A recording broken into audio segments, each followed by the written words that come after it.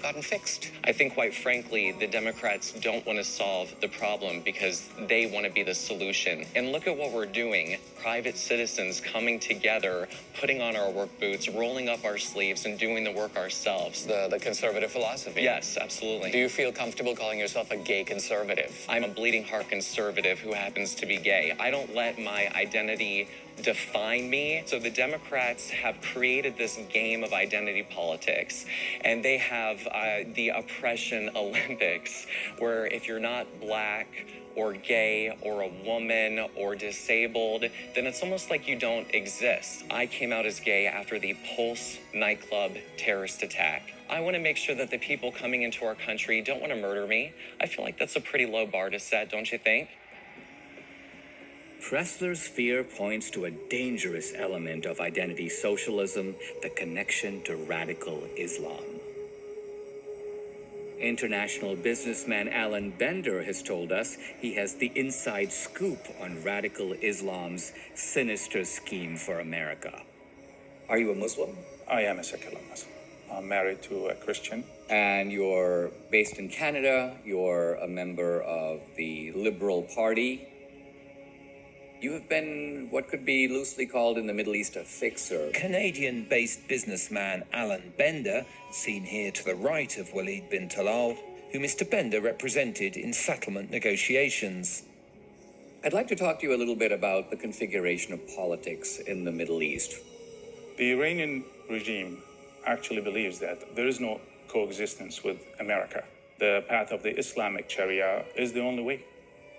And that leads to a clash between the pro-American states in the Gulf region and the Iranian regime. The Iranian government controls the government of Qatar. The Iranians don't pay, so they use Qatari money to pay whomever they need to pay.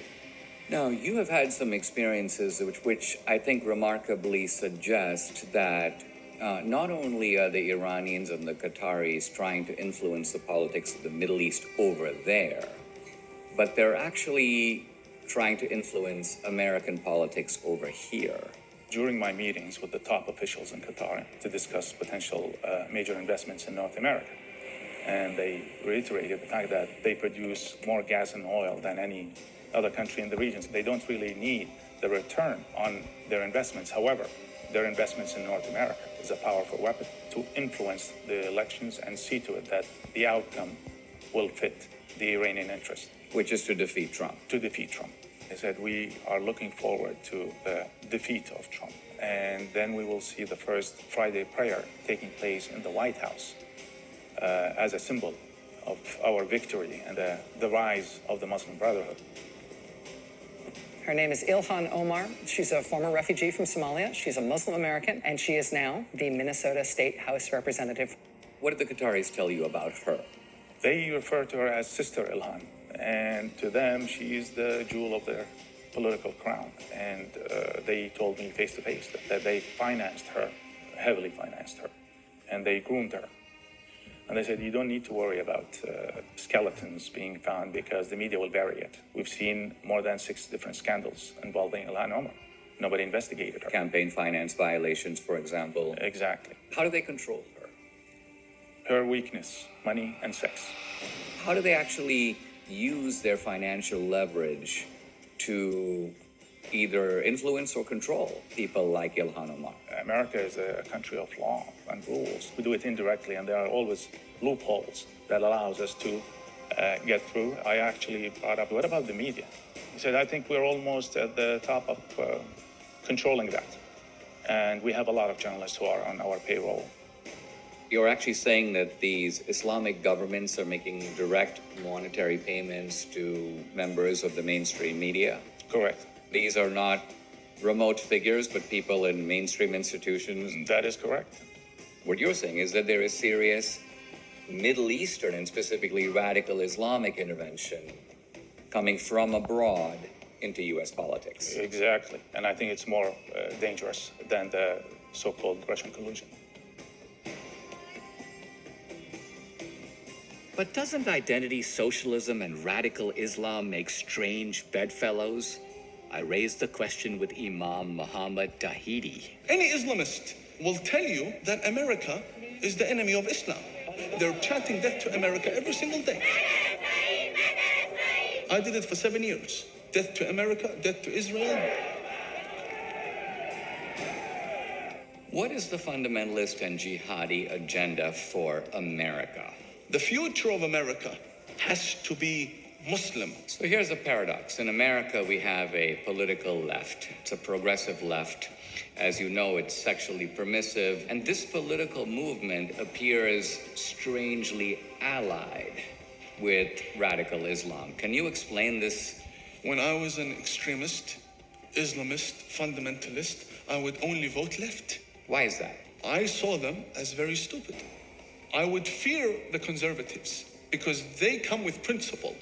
That's not someone they can brainwash. But the left, I know they have no values and no principles to begin with. I dare you to find one Islamic extremist that votes for Donald Trump. Never do it. They'd give their vote to the leftist who wants to run around in pride parades. And Islamic extremists are against gays and homosexuals and transgenders, but they want the left to go and get busy with that. They want them, go speak about the climate, go speak about abortion, go kill yourselves, go do that. Ilhan Omar, she's fighting for abortion rights and all the other, my body, my choice. Yes, go do that. But would she have an abortion? Never. Would she kill a Muslim in her stomach? Never. What's your take on her? Fundamentalist, extremist, Islamist, jihadi ideology, a threat to national security, ISIS with lipstick. And would it be fair to say that what Ilhan Omar wants is for all of America to look like her community? Without a doubt.